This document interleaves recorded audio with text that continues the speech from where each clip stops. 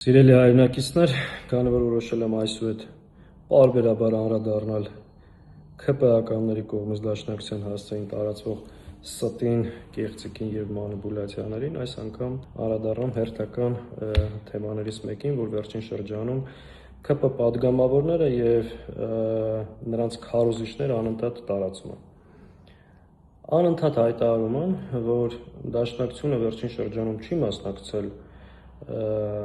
ՏԻՄ ընտրություններին կամ մասնակցել է այդ ընտրություններին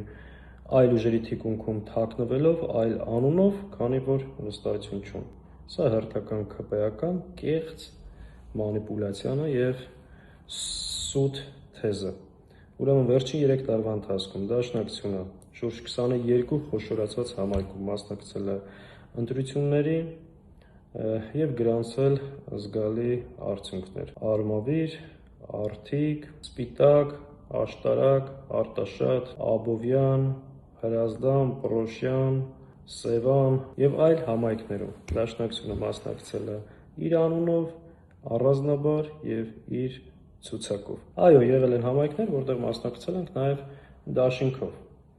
Էջմիածին, Մարտունի, Վարդենիս, Գավառ և այլ համայնքներում։ Եվ այսօր դաշնակցությունը, ինչպես ասացի, 22 համայնքներում ունի ավականիներում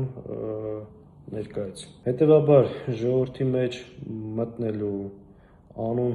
փոխելու և վստահության խնդիր ունի ՔՊ-ն և ՔՊԱ-ականները, որովհետև մեր երկրին և ժողովրդին կորուստներ,